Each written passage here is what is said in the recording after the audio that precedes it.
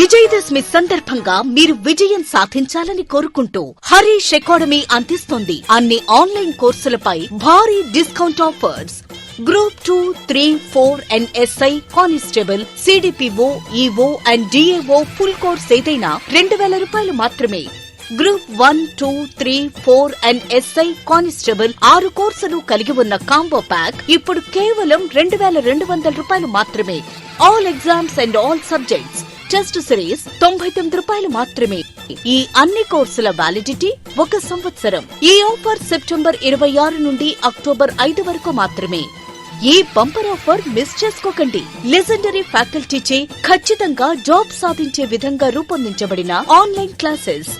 వెంటనే Google Play Store నుండి Harish academy app ను డౌన్లోడ్ చేసుకోండి. జాబ్ సాధించండి. Harish, the best academy. Phone number 8341116915.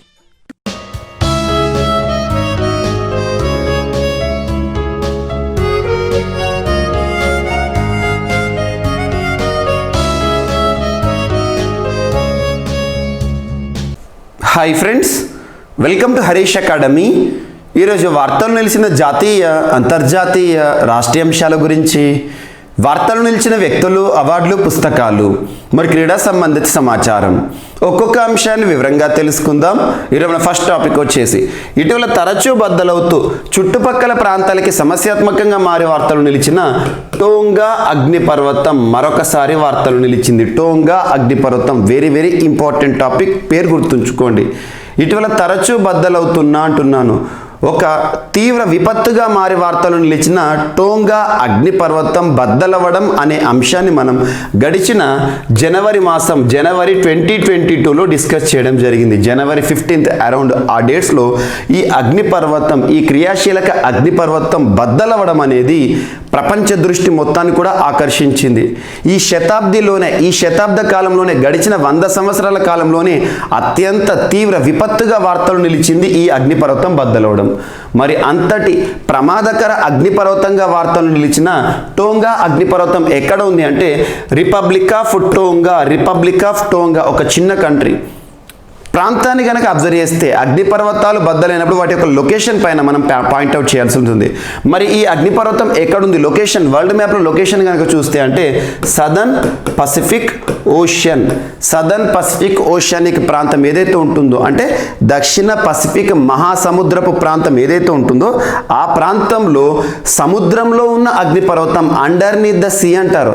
కామన్గా అగ్నిపర్వతాలు ఏవైతే ఉంటాయో భూమిపైన మనకు కనబడతా ఉంటాయి. యాక్టివ్గా ఉన్నప్పుడు ఆ దట్టమైన లావా ఏదైతే ఉంటుందో పారుతూ ఉంటుంది.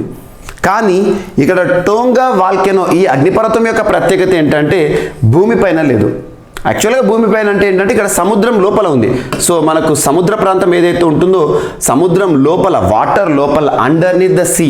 సో సముద్రం లోపల ఉన్న అగ్నిపర్వతం, ఇంతటి అగ్నిపర్వతం గడిచిన జనవరి మాసంలో బద్దలవడం అనేది ప్రపంచాన్నే భయభ్రాంతులకు గురి చేసింది. అటువంటి సమయంలో పెరు అనే ఒక కంట్రీ ఎన్వైరన్మెంటల్ ఎమర్జెన్సీ విధించడానికి కూడా కారణమైన అగ్నిపర్వత విస్ఫోటనం ఈ అగ్నిపర్వతమే.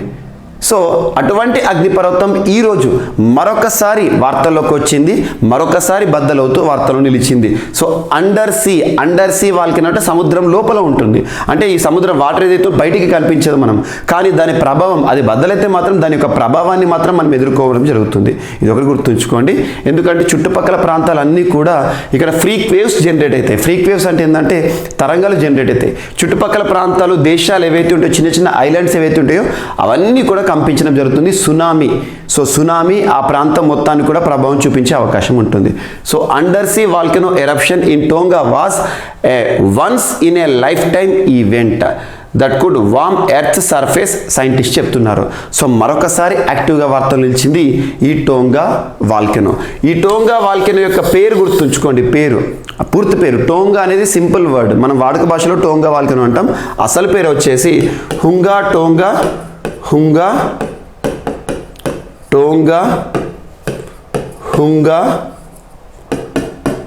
హా అపై హుంగా టోంగా హుంగా హా అపై అగ్నిపర్వతం, దీని యొక్క పూర్తి పేరు గుర్తుంచుకోండి. టోంగా వాల్కెనో తరచూ వార్తలు నిలుస్తోంది. ఈ శతాబ్దంలోనే అత్యంత ప్రమాదకర అగ్నిపర్వత విస్ఫోటనంగా మారింది ఈ టోంగా వాల్కెనో. గడిచిన జనవరి మాసంలో ఈరోజు మరొకసారి యాక్టివ్గా వార్తల్లోకి వచ్చింది. చుట్టుపక్కల ప్రాంతాల మొత్తానికి కూడా అలర్ట్ జారీ చేయడం జరిగింది. ఇదొకటి ఇంపార్టెంట్. వార్తలు నిలిచిన అగ్నిపర్వతాలపైన ప్రత్యేక శ్రద్ధ చూపండి. రానున్న పోటీ పరీక్ష, అది ఏ పోటీ పరీక్షన కానివ్వండి, ఏ స్థాయి పోటీ పరీక్షన కానివ్వండి, అగ్నిపర్వతాలపైన ఒక క్వశ్చన్ ఖచ్చితంగా అడుగుతారు. అది కూడా లొకేషన్ పైన అడుగుతారు. వరల్డ్ మ్యాప్ ఏదైతే ఉందో వరల్డ్ మ్యాప్ ఆధారంగా అగ్నిపర్వతాలు ఎక్కడెక్కడ ఉన్నాయో లొకేట్ చేసి చూడండి. మీరు జాగ్రఫీ పాయింట్ ఆఫ్ వ్యూలో స్టాటిక్ డేటా మొత్తం చూస్తారు, కానీ కరెంట్ అఫైర్స్ పాయింట్ ఆఫ్ వ్యూలో ఇటీవల వార్తలు నిలిచిన అగ్నిపర్వతాలపైన ప్రత్యేక శ్రద్ధ చూపండి. అండ్ ఇప్పటికే మీకు మిషన్ 100లో అగ్నిపర్వతాల గురించి సంపూర్ణ సమాచారాన్ని ఇచ్చాను. మిషన్ 100 అగ్నిపర్వతాల గురించి సంపూర్ణ సమాచారం వరల్డ్ మ్యాప్లో ఏ అగ్నిపర్వతం ఎక్కడెక్కడ ఉందో మ్యాప్ పాయింటింగ్ చూపిస్తూ మీకు ఎక్స్ప్లెయిన్ చేయడం జరిగింది. అతి తక్కువ సమయంలో ఇన్ఫర్మేషన్ ఇవ్వాలనే ఉద్దేశంతో మీకు మిషన్ అనేది స్టార్ట్ చేశాను. ఇప్పటి వరకు ఎవరైనా జీవీకే స్టడీ సర్కిల్ యాప్ని ఇన్స్టాల్ చేసుకోకపోతే ఈరోజు ఇన్స్టాల్ చేసుకోండి, మిషన్ 100ని చూడండి. And at the same time మీకు రానున్న పోటీ పరీక్షలను దృష్టిలో ఉంచుకొని, అది ఏ పోటీ పరీక్ష కానివ్వండి, ఆంధ్రప్రదేశ్ అయినా తెలంగాణ అయినా కూడా పోటీ పరీక్షను దృష్టిలో ఉంచుకొని ఇంపార్టెంట్ స్ట్రాటజీస్ కూడా మీకు ముందుకు తీసుకొస్తున్నాను. అందుకోసం మీరు ఒకసారి ఈ యూట్యూబ్ ఛానల్ని కూడా చూడండి, ప్రవీణ్ సార్ క్లాసెస్. ఈ యూట్యూబ్ ఛానల్లో మీకు రెగ్యులర్గా లైవ్ క్లాసెస్ తీసుకొస్తున్నాను, ఇంపార్టెంట్ టాపిక్స్ని ఎక్స్ప్లెయిన్ చేస్తూ. So Praveen sir classes YouTube ఛానల్ని సబ్స్క్రైబ్ చేసుకునే వారు ఎవరైనా ఉంటే ఈరోజే సబ్స్క్రైబ్ చేసుకోండి. అండ్ ఇక్కడ మనం ఓ రివ్యూ చూద్దాం. హుంగా టోంగా హుంగా హా అపై వాల్కెనో వార్తలోకి వచ్చింది కదా. అండ్ ఇటీవల కాలంలో వార్తలు నిలిచిన, తరచూ బద్దలవుతూ చుట్టుపక్కల ప్రాంతాలకి సమస్యాత్మకంగా మారి వార్తలు నిలిచిన అగ్నిపర్వతాలు ఏవైతే ఉంటే ఒకసారి కొన్ని అగ్నిపర్వతాలు పేర్కొంటాను చూడండి. మీరు గుర్తుంచుకోవాల్సిన ఇంకొక అగ్నిపర్వతం ఏంటంటే కంబర్ వీజా యాక్టివ్ వాల్కెనో. కంబర్ వీజా అగ్నిపర్వతం ఇటీవల తరచూ వార్తలు నిలిచిన కంబర్ వీజా అగ్నిపర్వతం ఎక్కడ ఉందంటే ఇది స్పెయిన్లో ఉంటుంది. స్పెయిన్లోని కెనరీ గ్రూప్ ఆఫ్ ఐలాండ్స్, ఒక దీవుల సముదాయం. కెనరీ దీవుల సముదాయం ఏదైతే ఉంటుందో ఆ దీవుల సముదాయంలో ఒక దీవి లా పామా అనే ఒక దీవి ఉంటుంది.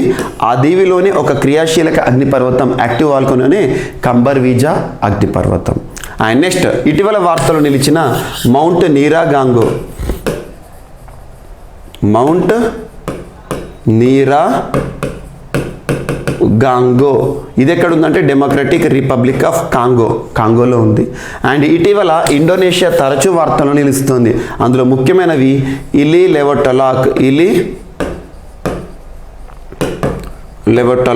మౌంట్ ఇలీ లెవటలాక్ అగ్నిపర్వతం.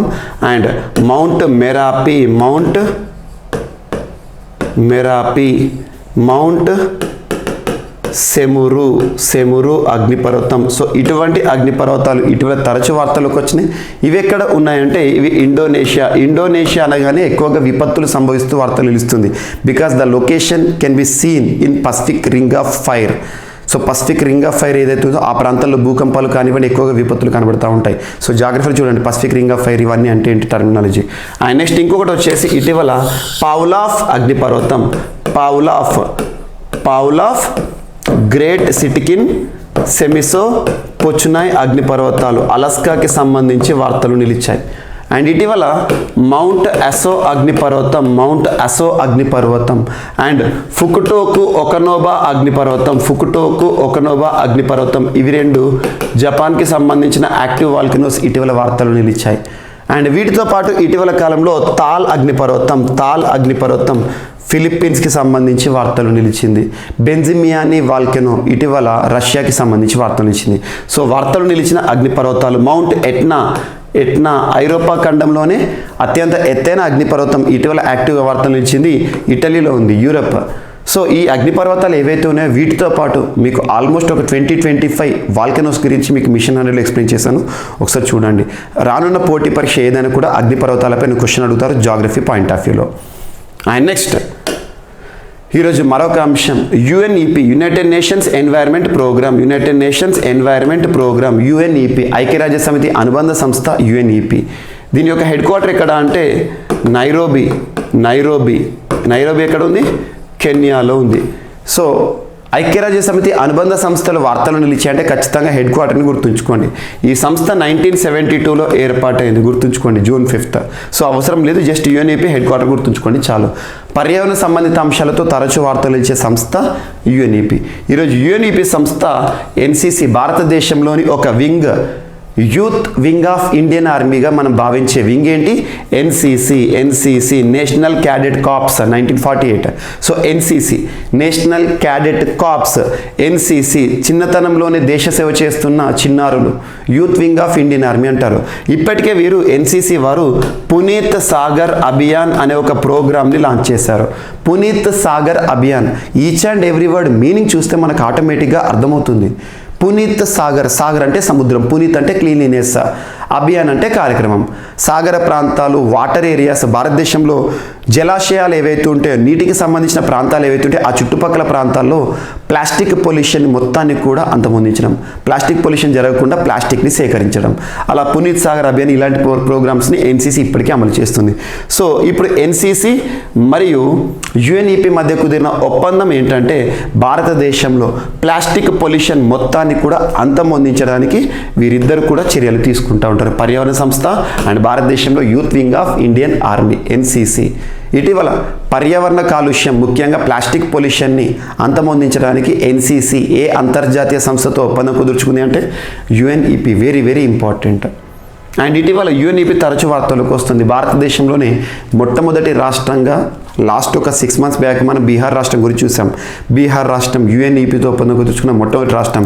ఆ తర్వాత ఇటీవల కాలంలో భూ వసుంధర, ముఖ్యంగా మహారాష్ట్రకి సంబంధించిన ఒక ఒప్పందం, మహారాష్ట్ర యుఎన్ఈపీ ఒప్పందం.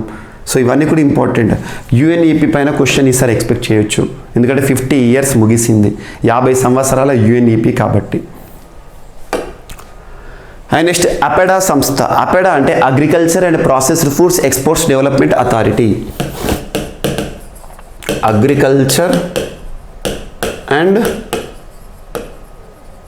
Processed foods exports development authority, APEDA. Agriculture వ్యవసాయానికి సంబంధించి అండ్ ప్రాసెస్డ్ ఫుడ్స్ వ్యవసాయ సంబంధిత వస్తువులు, ఉత్పత్తులు ఏవైతే ఉంటాయో వాటిని ఎక్స్పోర్ట్ ఎగుమతులు చేయడానికి ప్రోత్సహిస్తున్న సంస్థ, ఎగుమతులు చేస్తున్న సంస్థ. భారతదేశంలో ఎగుమతులు దిగుమతులు, ట్రేడ్ అంటాం మనం. అంటే ఇది ఏ మంత్రిత్వ శాఖ పరిధిలోకి వస్తుందని క్వశ్చన్ అడగవచ్చు, ఎందుకంటే తరచూ అపెడా సంస్థ వార్తలోకి వచ్చింది. APEDA comes under which ministry అంటే మినిస్ట్రీ ఆఫ్ కామర్స్. చాలామంది కన్ఫ్యూజ్ అవుతారు, ఇది అగ్రికల్చర్, మినిస్ట్రీ ఆఫ్ అగ్రికల్చర్ పరిధిలో అనుకుంటారు, కానీ గుర్తుంచుకోండి ఇది మినిస్ట్రీ ఆఫ్ కామర్స్, వాణిజ్య మంత్రిత్వ శాఖ పరిధిలోకి వచ్చే ఒక సంస్థ, కేంద్ర ప్రభుత్వ సంస్థ అపెడా సంస్థ. ప్రస్తుతం concern person who is discharging duties of APEDA, ముఖ్యంగా కామర్స్ వాణిజ్య మంత్రిత్వ శాఖ ఎవరు విధులు నిర్వర్తిస్తున్నారంటే పీయూష్ గోయల్ గారు, గుర్తుంచుకోండి. ఈ సంస్థ భారతదేశంలో వ్యవసాయ ఉత్పత్తులను కానివ్వండి, జిఏ ట్యాగ్ ఉన్న వస్తువులు ఏవైతే ఉంటాయో ఆహార పదార్థాలు కానివ్వండి లేదా వ్యవసాయ ఉత్పత్తులు కానివ్వండి భారతదేశంలోని వివిధ దేశాలకు ఎగుమతి చేసే ఒక ప్రముఖ సంస్థ. ఈరోజు ఎందుకు వార్తల్లో నిలిచిందంటే భారతదేశంలోనే మొట్టమొదటి ఫస్ట్ కాంటింజెంట్ ఫ్రమ్ ఇండియా, భారతదేశంలో మొట్టమొదటిసారి plant based meet products. So plant based meet products అంటే మాంసపు ఉత్పత్తులు, మొక్కల ఆధారిత మాంసపు ఉత్పత్తులు.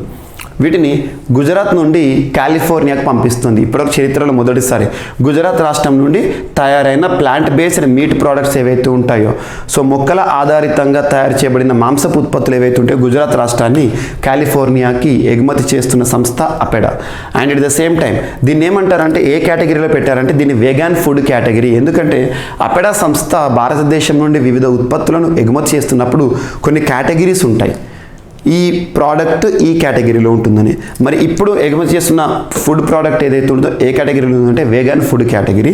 మరి భారతదేశంలోనే ఈ ప్లాంట్ బేస్డ్ మీట్ ప్రోడక్ట్స్ని తయారు చేసిన సంస్థ ఎక్కడ ఉంది అంటే గుజరాత్ రాష్ట్రంలో ఉంది. దాని పేరు ఏంటంటే గ్రీనెస్ట్ ఫుడ్స్. గ్రీనెస్ట్ ఫుడ్స్ వారు తయారు చేసిన ఈ ఉత్పత్తులను గుజరాత్ రాష్ట్రం నుండి కాలిఫోర్నియాకి ఎగుమతి చేస్తున్న ఒక సంస్థగా అపెడా వార్తలోకి వచ్చింది, కేంద్ర ప్రభుత్వ సంస్థ. Very very important. కొన్ని సంస్థలపైన ప్రత్యేక శ్రద్ధ చూపండి. APEDA, KVIC, khadi village industries commission, వీటిపైన క్వశ్చన్స్ అడగొచ్చు ఈసారి, ఎందుకంటే రెగ్యులర్గా వార్తలకు వస్తున్నాయి కాబట్టి. And next inflation. శ్రీలంకలో ద్రవ్యోల్బణ పరిస్థితులు. సో యాక్చువల్గా ఇక్కడ శ్రీలంక అని గుర్తుంచుకోకండి, బట్ ద్రవ్యోల్బణం అనే డెఫినేషన్ గుర్తుంచుకోండి. ఎకానమీ పాయింట్ ఆఫ్ వ్యూలో ఈసారి రానున్న గ్రూప్ 1 ఎగ్జామినేషన్లో ద్రవ్యోల్బణానికి సంబంధించిన ప్రశ్న లేకుండా ప్రశ్నపత్రం ఉండదు. ద్రవ్యోల్బణం రకాలు కానివ్వండి, ద్రవ్యోల్బణం ప్రభావం కానివ్వండి, ద్రవ్యోల్బణాన్ని దృష్టిలో ఉంచుకొని ఆర్బీఐ ద్రవ్య పరపతి విధానం ఏ విధంగా ఉంటుంది, ద్రవ్యోల్బణం పెరిగినప్పుడు ఎస్ఎల్ఆర్, సిఆర్ఆర్, ఆర్ఆర్ఆర్ ఇవన్నీ ఏ విధంగా ఉంటాయి, వీటిపైన ప్రత్యేకంగా చూడండి, అనలైటికల్గా ఆలోచించండి. ఇక్కడ ద్రవ్యోల్బణం ఇంగ్లీష్లో ఇన్ఫ్లేషన్ అంటాం. ఇన్ఫ్లేషన్ అంటే మీనింగ్ అంటే యాక్చువల్గా డెఫినేషన్ ఏ విధంగా చెప్పొచ్చు అంటే too much money chasing two few goods. Too much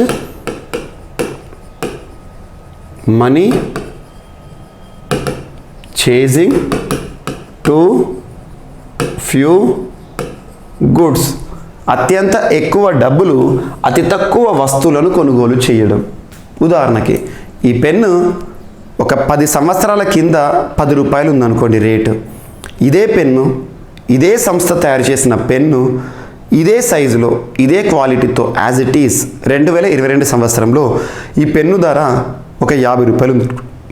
10 ఏళ్ల కింద 10 రూపాయలు ఉండే పెన్ను ఇప్పుడు 50 రూపాయలకు వచ్చింది అంటే ఇక్కడ పెన్నుకు సంబంధించి కొనుగోలు చేయడంలో డబ్బులకు విలువ పెరగట్లేదు, డబ్బుల విలువ తగ్గింది, పెన్నుకు విలువ పెరిగింది. వస్తువులకు విలువ పెరుగుతోంది, డబ్బులకు విలువ తగ్గుతోంది. సో లాజిక్గా ఆలోచించాలి. ఫేస్ వాల్యూ ఆఫ్ ద మనీని కన్సిడర్ చేయకండి. సో ఎంత డబ్బులు ఒక వస్తువును కొనుగోలు చేస్తున్నాం అది గుర్తుంచుకోండి. అంటే మనీకి విలువ పడిపోవడం అన్నట్టు. సో దీనికి చాలా కారణాలు ఉంటాయి. అటువంటి ద్రవ్యోల్బణం తరచు వార్తలకు వస్తుంది. శ్రీలంకలో గడిచిన ఆగస్టు నెలలో ద్రవ్యోల్బణం 70% దాటిందంట. చాలా దారుణం అన్నట్టు. ఏదైనా ఒక దేశంలో 10-15% ద్రవ్యోల్బణం ఉంటేనే అవి చాలా కష్టమైన పరిస్థితులు. అటువంటిది శ్రీలంకలో ప్రస్తుతం ఆర్థిక సంక్షోభంలో కొట్టుమిట్టాడుతున్న శ్రీలంకలో 70% దాటిన ద్రవ్యోల్బణం అనే ఆర్టికల్ ఈరోజు అన్ని పేపర్లో కూడా కనిపించింది. సో చూడండి, కాబట్టి ఇక్కడ ద్రవ్యోల్బణం భారతదేశంలో కూడా ద్రవ్యోల్బణ పరిస్థితిని దృష్టిలో ఉంచుకొని ఇటీవల ఆర్బీఐ రెపో రేట్ ఏదైతే ఉంటుందో కొన్ని బేసిస్ పాయింట్లను పెంచింది. అంతకుముందు 50 బేసిస్ పాయింట్లు, ఇటీవల 40 బేసిస్ పాయింట్లు. ఇటువంటి చూడండి బేసిస్ పాయింట్స్ అంటే ఏంటి, రెపో రేట్. ఇన్ఫ్లేషన్ పెరిగినప్పుడు భారతదేశంలో మానిటరీ పాలసీలో భాగంగా ఆర్బీఐ రెపో రేట్ను కూడా పెంచుతుంది.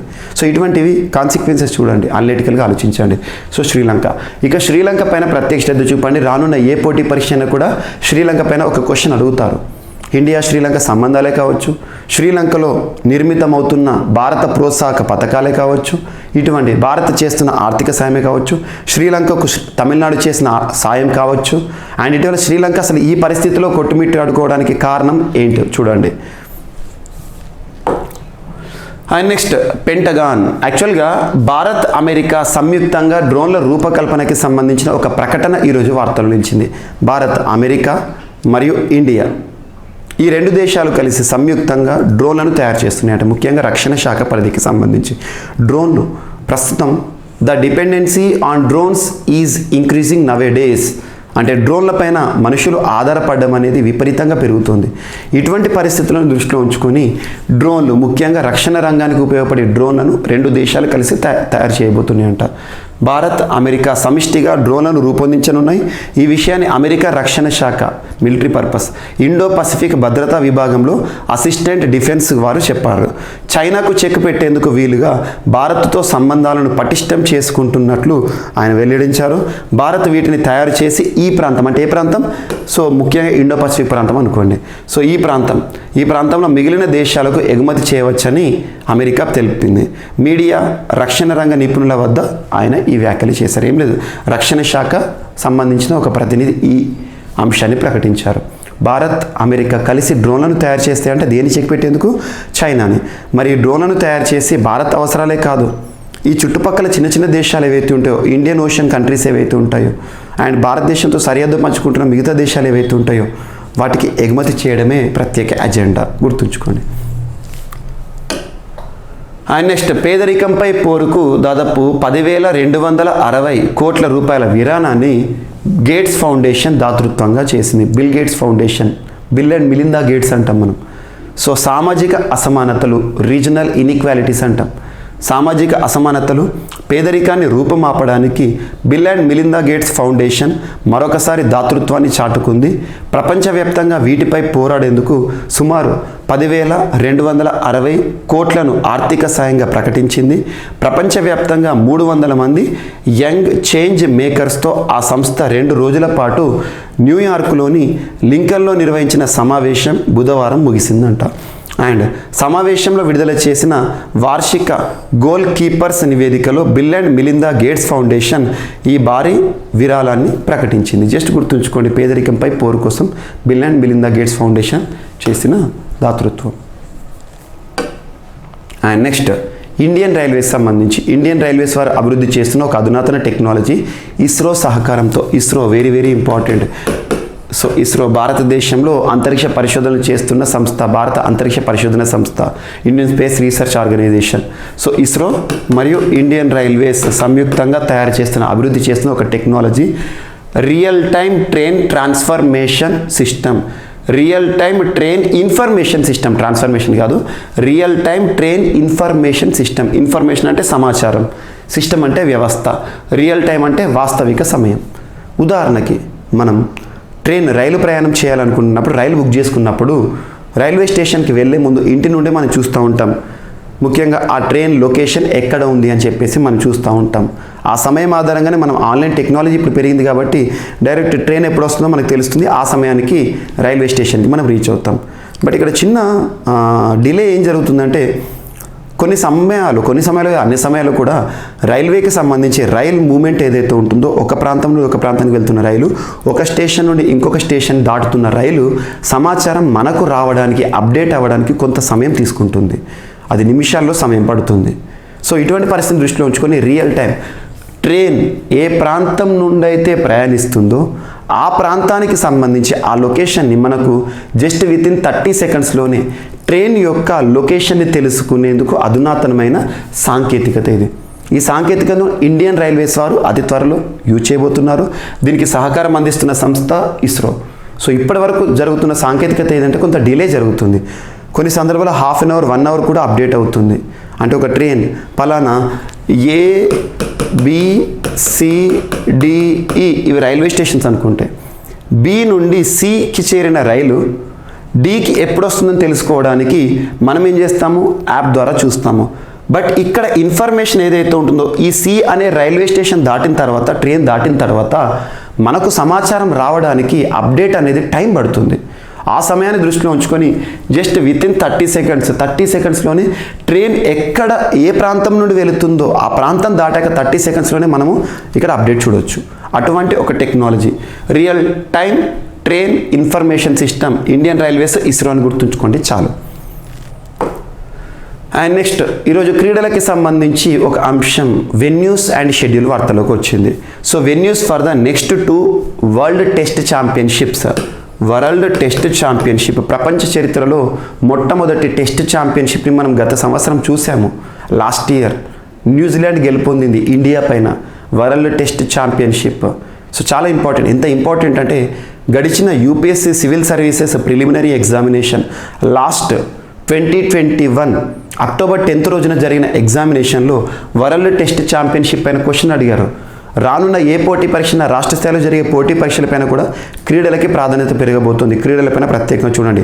క్రీడలకు సంబంధించి ఏ విధంగా చదవాలంటే ముఖ్యంగా ప్రపంచ స్థాయిలో గుర్తింపు పొందిన ఈవెంట్స్, టోర్నీస్ ఏవైతే ఉంటాయో వాటి యొక్క షెడ్యూల్స్ చూడండి. షెడ్యూల్ అంటే ఎప్పుడు జరగబోతున్నాయి. సెకండ్ వచ్చేసి ఏ దేశంలో జరగబోతున్నాయి. వెన్యూస్ చూడండి.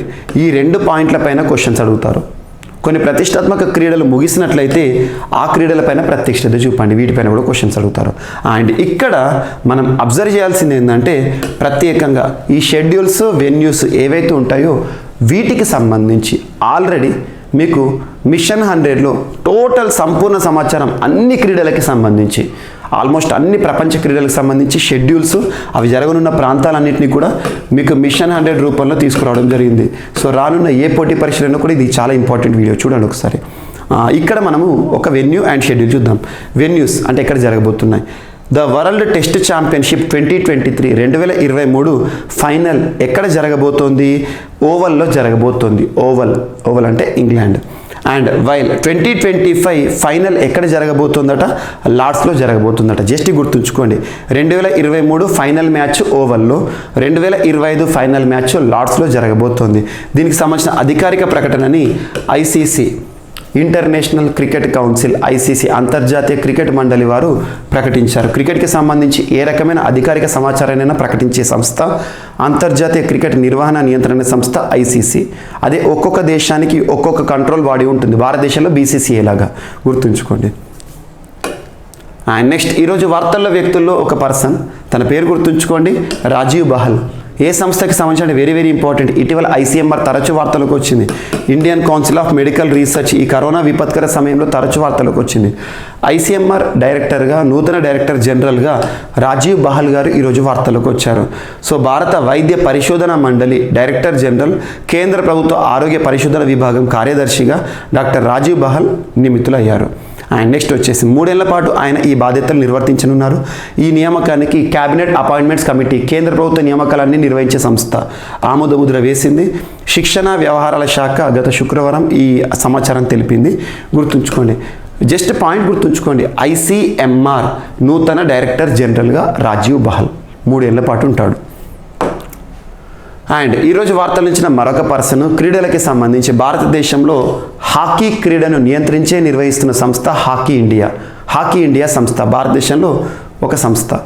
హాకీ ఇండియాకి నూతన అధ్యక్షుడిగా టిర్కీ దిలీప్ టిర్కీ గారు, మాజీ హాకీ ప్లేయర్, మాజీ భారత హాకీ జట్టు కెప్టెన్, ఇండియా కెప్టెన్, మాజీ కెప్టెన్ దిలీప్ టిర్కీ గారు కొత్త అధ్యక్షుడిగా ఎన్నికయ్యారు. పేరు గుర్తుంచుకోండి చాలు. హాకీ ఇండియా నూతన అధ్యక్షులుగా ఎన్నికై ఇటీవల వార్తలు ఇచ్చిన పర్సన్ ఎవరంటే దిలీప్ టిర్కీ.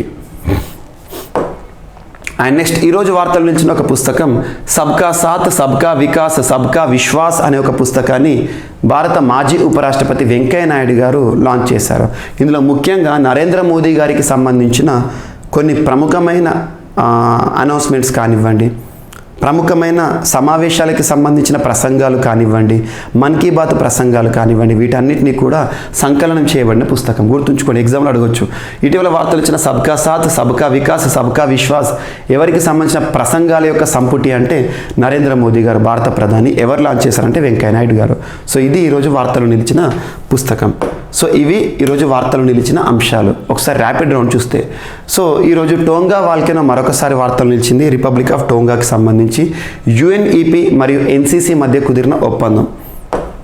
అండ్ నెక్స్ట్, అపెడా సంస్థ మినిస్ట్రీ ఆఫ్ కామర్స్ పరిధిలో భారతదేశంలో మొదటిసారి ప్లాంట్ బేస్డ్ మీట్ ప్రోడక్ట్స్ని గుజరాత్ నుండి కాలిఫోర్నియాకి ఎగుమతి చేస్తుంది. అండ్ శ్రీలంకలో ద్రవ్యోల్బణం తారస్థాయికి చేరింది. 70% అండ్ ఎబో తీవ్ర సంక్షోభంలో కొట్టుమిట్టాడుతున్న శ్రీలంక. అండ్ భారత్, అమెరికా సంయుక్తంగా డ్రోన్లను రూపకల్పన చేయబోతున్నాయి. అండ్ నెక్స్ట్, పేదరికంపై పోరుకు Bill and Melinda Gates foundation 10,260 కోట్ల విరాళాన్ని ఇచ్చింది. అండ్ రైల్వే ట్రాకింగ్కి సంబంధించి ప్రత్యేకంగా real time train information system Indian railways and ఇస్రోకి సంబంధించిన సమాచారం. And world test championship 2023-2025 final matches సంబంధించిన venues Oval and Lords. And ICMR నూతన డైరెక్టర్ జనరల్గా రాజీవ్ బహల్ గారు వార్తల్లోకి వచ్చారు. అండ్ హాకీ ఇండియా అధ్యక్షుడిగా దిలీప్ టిర్కీ గారు. అండ్ సబ్కా సాత్ సబ్కా వికాస్ సబ్కా విశ్వాస్ పుస్తకం నరేంద్ర మోదీ గారి ప్రసంగాల యొక్క సంపుటి. వెంకయ్య నాయుడు గారు, మాజీ ఉపరాష్ట్రపతి వెంకయ్య నాయుడు గారు లాంచ్ చేసిన పుస్తకం. సో ఇవి ఈరోజు వార్తలు నిలిచిన అంశాలు. మిస్లేనియస్ అంశాలు ఏమైనా మిగిలిపోతే మాత్రం రేపటి క్లాస్లో యాడ్ చేసుకుని నేర్చుకుందాం. రేపు కలుద్దాం. Thank you.